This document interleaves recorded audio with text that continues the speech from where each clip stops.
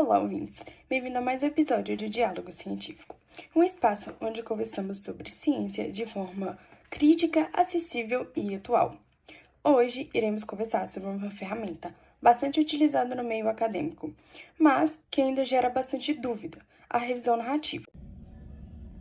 Oi, Luísa, boa noite. Nós agradecemos o convite. Para nós também é um prazer muito grande estarmos aqui falando de um tema que é tão comum no meio acadêmico, mas que ainda traz algumas dúvidas. Para a gente começar a adentrar esse contexto da revisão narrativa, é interessante a gente saber o que é essa revisão.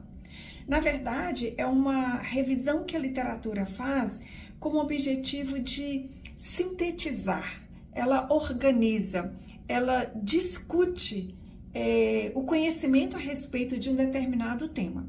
E uma característica que a gente já pode falar sobre ela é que ela tem um caráter mais flexível e mais interpretativo do que a revisão sistemática.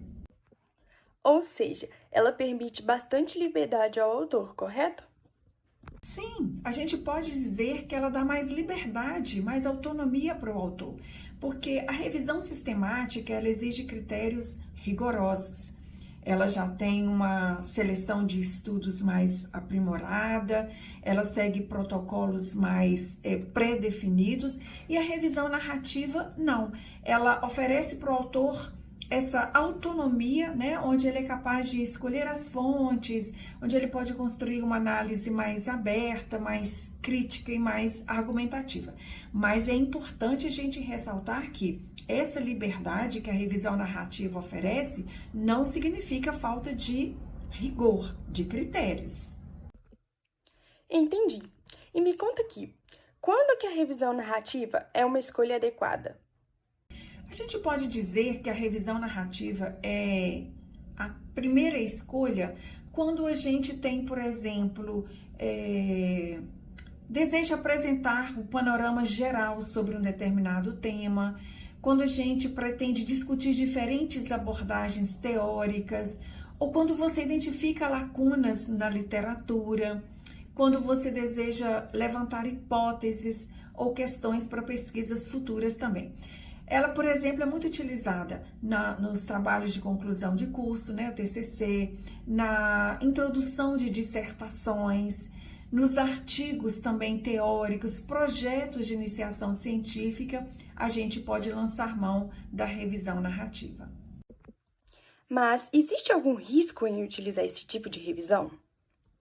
Sim, existem riscos sim, Luísa, com certeza, porque o principal desafio é evitar o viés de seleção. O que isso significa? Significa que a gente deve evitar escolher apenas os estudos que vão confirmar a sua própria opinião.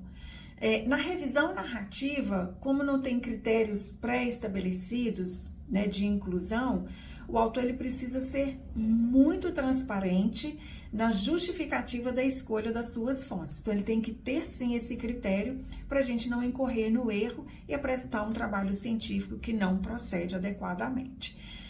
Também é muito comum em algumas revisões narrativas você perceber que há apenas uma compilações de resumo, né? Não há uma conexão entre o estudo.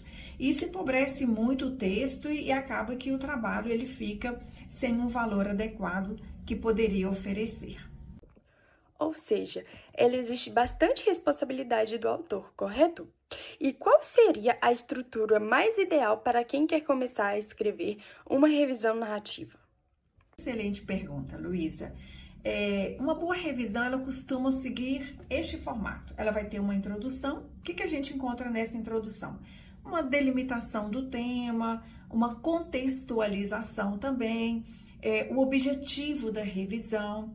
A seguir, a gente percebe o desenvolvimento.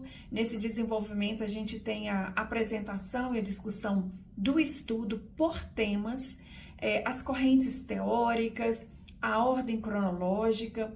A seguir, a gente pode entrar numa discussão crítica, onde a gente faz uma comparação entre os autores, né? Identificação das lacunas, como a gente já mencionou, os contrapontos, as convergências e a conclusão, onde a gente tem uma síntese uma análise, né, dos achados, as contribuições que o texto apresenta e sugestões para pesquisas futuras também a gente pode encontrar nesse esquema, né, dessa formação, dessa narrativa. E claro, sempre usando fontes confiáveis, atualizadas, com fontes relevantes também, né, de artigos científicos, de livros técnicos, de diretrizes, com o intuito de enriquecer esse trabalho. E para deixar mais claro e exemplificar para os nossos ouvintes, por exemplo, se eu for escrever uma revisão narrativa sobre a síndrome de burnout em profissionais da área da saúde, o que não pode faltar? O que não pode faltar numa revisão narrativa? Definir o recorte, né? No exemplo que você citou, esse burnout aí em profissionais da saúde. Vai focar onde? Em quê? Em médicos? Em jovens? Em pandemia?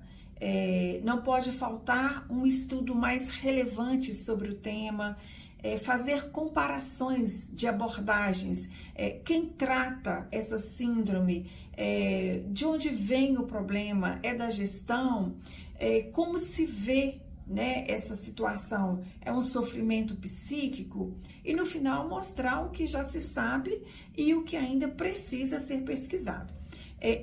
Mais do que reunir estudos, a revisão narrativa, ela favorece a capacidade de nós construirmos uma reflexão bem fundamentada se nós seguirmos os critérios que competem a essa revisão de literatura. Carol, muito obrigada por esse bate-papo. Você trouxe explicações práticas e críticas sobre o assunto. Tenho certeza que vai ajudar quem está escrevendo uma revisão narrativa. E para encerrar, você pode deixar uma dica final para nós? Claro, a dica que a gente não pode deixar faltar é: não confunda liberdade com falta de critério.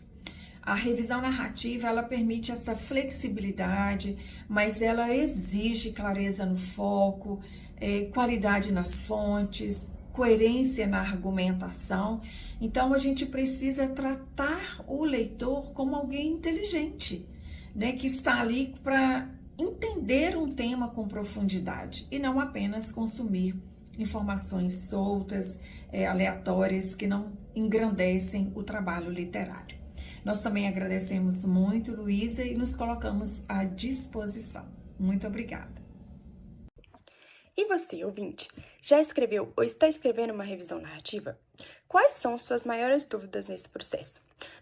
Nos mande uma mensagem, adoramos receber experiências, perguntas e sugestões de tema.